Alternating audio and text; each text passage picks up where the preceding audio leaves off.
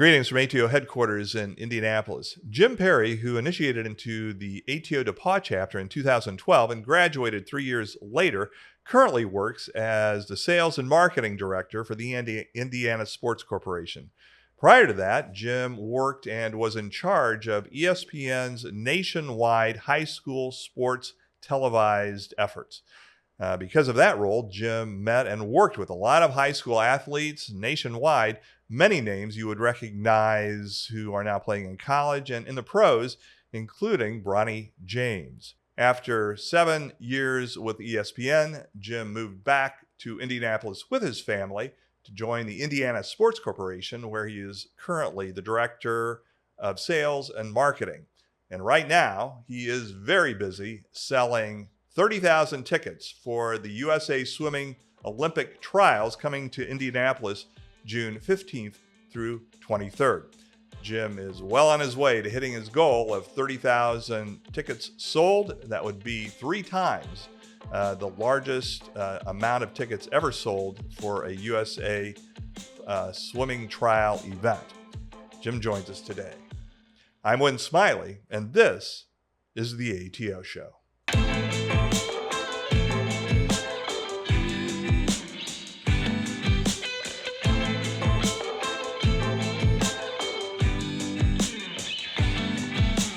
So you're actually coming in for hopefully a smooth landing as it relates to ticket sales, right? Yeah, we're over 60% to our goal, which would be awesome to sell out for 9 straight days, but really pushing to kind of get to that 75% range as we come into the week of the trials. So feel really good about it. It's been a lot of fun. Now, there are a few firsts as it relates to Olympic swimming trials, everything from the venue to sort of run through why this particular event is special. Yeah, definitely. So we last hosted this event back in 2000, and that was over at the IU Indy Natatorium that seats 3,500, 4,000 people. And that was actually the last trials they held at a swimming specific venue, a natatorium. So they moved to Omaha then, and Omaha was a basketball gymnasium that sat about 10,000 people. So for the first time ever, we're going to do it in an NFL stadium here at Lucas Oil where the Colts play. We're going to try and fill 30,000 seats a night for 9 nights. And as some of our counterparts in the construction team like to joke, we're going to put millions of gallons of water in a venue that doesn't have a drain. So it's definitely a lot of moving parts, but it's a really unique experience. And I know we're hopeful with USA Swimming, it kind of takes swimming to the next level and brings it as a forefront, especially on the Olympic side. So when you think about ticket sales, who do you target? What's the demographic that's sort of the sweet spot for people that want to come watch the trials? Yeah, we really are hitting on the swim clubs. So when a swimmer qualifies, they're attached to a swim club or their university or college team. And so from a membership perspective, there are about 300,000 USA Swimming members, and all of them belong to a club, and about 25% are within a 6-hour drive of Indianapolis. So we have a pretty big market that we can attack, which has been great to have a built-in, especially when it's all outbound calls. And so really utilizing that as our leverage. And then as we go from there, it's corporations, it's agencies, especially within the 3 to 4 hour that could have clients they want to entertain or just want to see something that's never been done before. So if I'm hearing you correctly, the average age of the folks watching is probably going to be a little younger because you've got a lot of swimmers coming in just to watch. Yeah, it definitely skews younger, and it's definitely something that USA Swimming, when they look at how they're programming, gear it towards, because they want to create the next Michael Phelps, the next Caleb Dressel, the next Katie Ledecky, whatever that may be, and encourage more people to kind of jump in and be a part of swimming overall. Okay, so let's talk about what you said earlier as it relates to they're actually building not 1, not 2, but 3 pools inside Lucas Stadium. How is that all happening? Because construction is happening right now, yes? Yeah, so we've got the main pool is pretty much laid out with the pool deck, and the pool itself is actually built by Murtha Pools, who's based over in Italy. And they've done this for the past couple of years. So they ship the pool over on a big barge. And then multiple construction teams, I think 3 or 4 are part of this, as well as Dodd Technologies, who's great with like building a scoreboard that goes over the pool. And it looks great. So there's one competition pool and there's two warm-up pools, and they're all of a little bit of a different size. And so they're hoping, I think we're targeting June 5th as a final. Like, everything looks great, water's in and everything. And so we're really on target for that. So after you present to civic clubs, I'm assuming you've done more of those, and you could probably wake up at 2:00 in the morning and give it right. What are the typical questions you get about the whole enterprise of putting pools inside Lucas? Yeah, always the biggest worry. The first and foremost is I've sat in the nosebleeds for an NFL game, and I feel like I'm so far away. The unique thing about this is because it's a pool, because it's raised about 20 feet in the air, we're actually covering the field suites in Lucas Oil Stadium, that everything's a little bit closer than you would like with a football stadium. It's in one end zone. It's kind of concealed. And so there's not really a bad seat in the house. And that's something you have to kind of pitch, as most people are like, I understand what the nosebleeds feel like or look like or seem to be, especially for an NFL stadium. They've gotten so big now, that kind of telling them, hey, this is a unique experience and it's going to be a much better seat than you normally would think. What are the unusual questions you get? Oh, I've gotten a lot. I had somebody ask if they bought a ticket, if they could participate in the trials. Okay. Yeah, sure. Why not? So that's probably something in that realm, has been kind of, how do I get to participate, or how do I get to be a part of the team? Right. Now, we were talking earlier, and I'd heard a presentation earlier that Indiana high school swimmers are being invited down to test the pool to make sure the water is exactly the way it's supposed to be, that everything's working. But then you mentioned that folks that are coming in and swim clubs too have the opportunity, if they get their time below the threshold, that they could actually participate in the trials. Yeah, so if any of those Indiana high school swimmers meet the qualification time, they'll automatically qualify for trials. And that's a unique experience that not anybody else outside of Indiana gets to do. And it's a great plug for USA Swimming, because they've been great partners and allowed us to have this opportunity for the swimmers. And when that gets announced, I assume high school swimmers are pretty excited, just the possibility, right? Yeah, they filled up the meet very quickly. They definitely had to have a certain qualifying time on their own, but we as a state actually have the third most qualifiers currently for the Olympic trials. So there was no lack of talent to be able to plug in for that. Great. Well, love to promote U.S. Swimming and certainly your involvement in it, but you're on the ATO show, so clearly there's an ATO connection. And I want to get to a little bit about the ESPN work that you did in Chicago, but let's make the ATO connection first. So you grew up in the area, went to DePauw University, and decided to join ATO. Why ATO? It was kind of built in. My dad was actually an ATO in college, so got to be a part of that legacy. Secondly, it was a group that fit what I was looking for, both academically and just on my personal life side. A lot of guys that were like looking to do the right thing, be a part of the right thing, and kind of lead correctly. And so it just was a natural fit for me, and have loved it being a part of it. Yeah, and then you got involved pretty quickly in the chapter. What advantages did you see as a college student who getting your degree was your first priority, right? Being a volunteer, fraternity guy, and especially an officer, you became chapter president. What did you see that attracted you to that? And the second part of that question is, and what did you learn from going through that process? Yeah, what attracted me to it was just the opportunity to help guys that I consider brothers and close and great friends, and help get us as a whole to where we wanted to be. Especially when you graduate, you always feel like you want to leave something better than you found it. And so that was always goal number one. And then secondly, what it helped me a lot was in my professional life. You learn early on how to deal with various relationships, whether it be student organizations or the university itself or whatever it may be. And especially in-house, you deal with a lot of personalities. And so when I stepped away, like when I graduated and went into the professional world, it felt like almost going from the majors to AAA. You knew what you were doing already, and it didn't take as long. And so when you were working with colleagues right out of school of folks that were not in the Greek system, you could very easily tell a difference just in terms of the ease in which you engaged folks and what you had to do in your job. Yeah, you felt like you had a leg up. You felt like you were a little more socially inept as compared to others, that you knew kind of what to expect. And a lot of that you can contribute to alumni and people being willing to step out and help you and answer any questions you have while you're in college. We talk about fraternity being sort of a leadership laboratory, leadership development. In what ways do you think that aside from like the networking or just the personal communication skills, in terms of just, especially as chapter president, your ability to hone leadership skills at a young age, then going into the professional world? Yeah, I mean, I think going from leading weekly chapter meetings to figuring out, hey, how are we going to run a budget for the whole semester? It I learning by feet by fire, and it's just like I'll make a mistake here or there, but you have 6, 7 other guys that are in an officer position with you that will pick you up when you're missing, and so it's kind of that trust. When you're a leader, you have to have trust around you because you can't do it all the time, and so having that learning to gain and give that trust was a great example.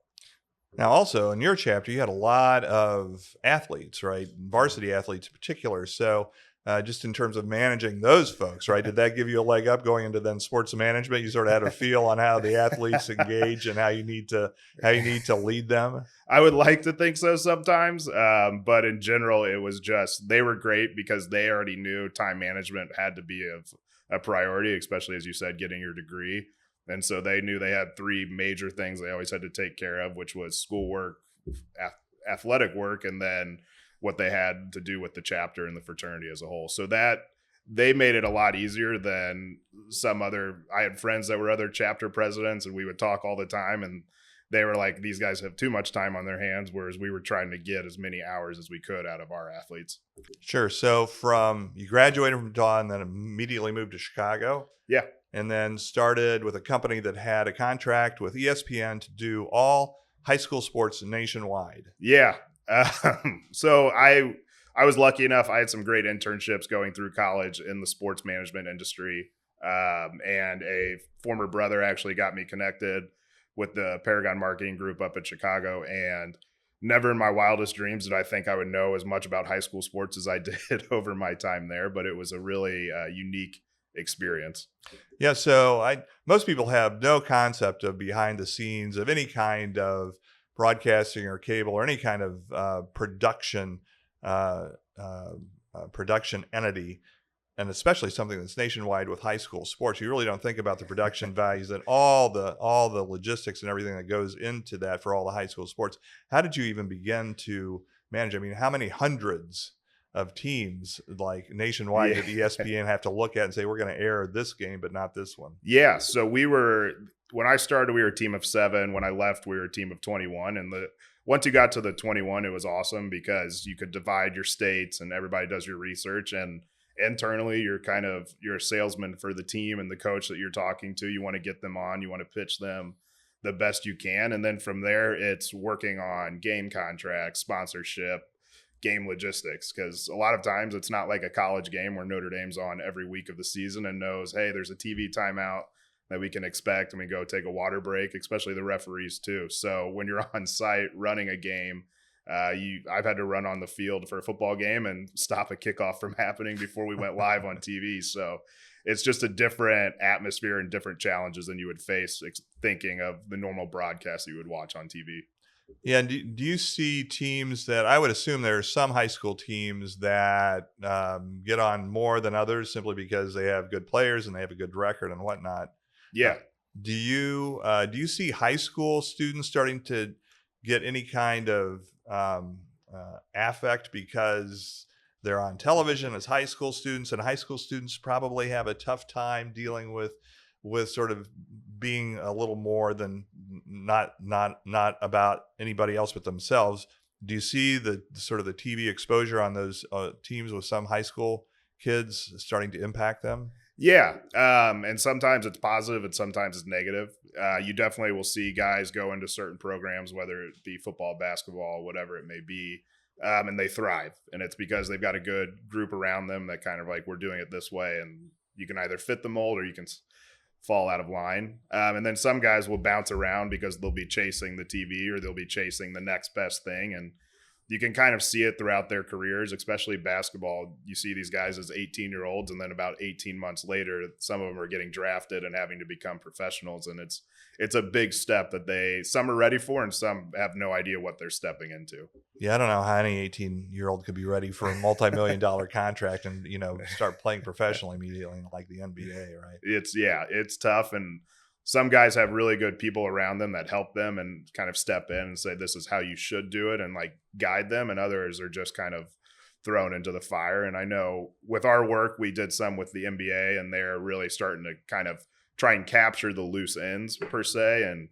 really bring these guys in and teach them how to do it the right way right off the bat.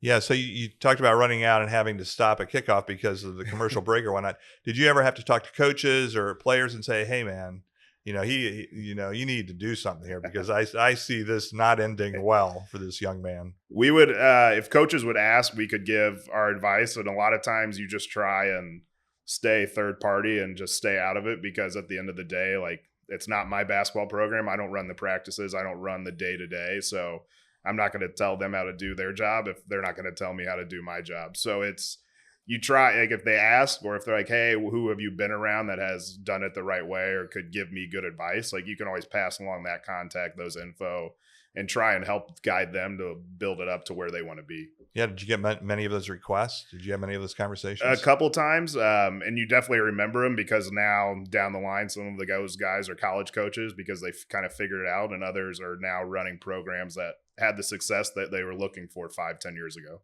Yeah, on the other end of the continuum, I'm sure that you're dealing with players that would have never gone anywhere except for the exposure or something. So did you see that happen as well? Yeah, players would definitely jump from team to team, especially because some schools aren't necessarily your traditional high school. It's a boarding school. It's a prep school. So they could end up somewhere every 6 months almost. I think we had somebody on that was 4 different high schools in 4 years. Wow. And now is 3 different colleges in 4 years. So you kind of see the trend, and it kind of continues to go on if it doesn't get stopped at some point. Yeah, he needs to join the military. He's used to moving all the time, right? So you probably have seen a lot of athletes that we're going to hear names of in college or in the pros in the next few years. Right? Yeah, no, definitely. I've gotten to cover a lot of NBA players, a good amount of NFL guys. Probably the most famous one I got to work with was Bronny James. We did a lot of, I think he was on ESPN 36 times in his 4-year career, which clearly, like, he's continued to have good success and hopefully has a great landing spot in the draft coming up. Well, it sort of brings eyes just because of the name, right? People are going to watch. Yeah, he does. We actually ended up taking his high school team over to Europe for 10 days and played a couple international games in the summertime, which a lot of colleges get to do every 4 years. And we were able to put it together with help from some good partners. So you did that for how many years? I was there for 8 years. Okay. And then decided, you know what? I need to get back home with my family. Is that why you moved back to Indy? Yeah. My wife and I were talking about, okay, what's our next step as we settle down? We loved Chicago. We didn't love the suburbs of Chicago. And so finding that space where we could have a yard, we had a dog, and kind of was tired of taking the elevator out to take the dog out in the condo. So it was Indianapolis was a natural fit. Growing up here, it was fun to come back. Great. So then connected with Indiana Sports Corporation, and your first responsibility was? Yeah. So jumped straight in, came on as a sales and marketing manager specifically for the USA Swimming trials, and have loved it. It's been just 11 months the other day, and so it's been great. So what someone thinking about, I wonder what, it sounds like a very interesting career path that Jim has taken. You can do TV production, you can do a nationwide thing, and then you can come and do tickets for USA Diving. What are the aspects of your job that you really enjoy? What gets you up every morning and said, yep, love this? Yeah. Really, it's always been the finished product. So people joke, they're like, oh my God, that was a great basketball game. And to me, like, I probably watched 30% of the game because we were running around making sure everything else was going smooth. but it's walking off and knowing that the people that were there or the people that participated in it, that was something that they really enjoyed and can kind of remember for a lifetime, similar to what we're going to do with the Olympic trials. And these swimmers hopefully can walk away and say, wow, I was a part of the biggest Olympic trials that's ever happened and had a great experience regardless of the outcome for them. Yeah, now this is really going to date me, but back in the day when I was in college at Illinois, the local CBS affiliate had the Illinois contract for all home games. And so I was a college student. I was one of the free throw cams. That's awesome. It was awesome, right? It was awesome really cool. because not only do you do free throws, but you do like the lineups you do after the game, right? Yeah. And but if anyone asked me what the score was or what was happening at any given time, I would have no idea because my scope was right there and whatever the director was telling me. But I mean, the experience was phenomenal. But I totally get the fact that, yeah, I mean, it's the final production and it's your piece of the final production. Yeah, exactly. So it's always fun to see the end. Everybody, you're relieved almost. You're like, okay, it's done. We're good. Now how do we do the next one? Yes, that was before CNN, before ESPN, right? I mean, so it was a very long time ago, but it was an amazing experience for sure. Okay, so if someone's interested in coming to watch any tickets, they just go to the website. How do they get tickets? Yeah, they can just go to usaswimming.org/trials tickets, and they'll have a bunch of options. They'll show you the theme nights that are going on each night, the different deals that you can participate in. So it kind of lays it all out right there. So thinking through what you've been doing for what you said the last 8 months. Yeah. Yeah. What are your major takeaways from just professionally or just, you're like, oh, I didn't anticipate that. That was sort of cool. What are the major takeaways? I mean, probably the major takeaway is just how big the swimming world is and how connected they all are. I mean, as I said, there's 300,000 individual members, but it feels like every time you talk to somebody, they know somebody or somebody else. It's 6 degrees of separation all around. And it kind of shows how nationally they're all still so connected, regardless of how far apart they may be. Jim, great. It's been a great conversation. Thank you for coming in today, and best of luck. And you're close to your 30,000 person goal, right? Yeah. Thank you. Appreciate it. Absolutely.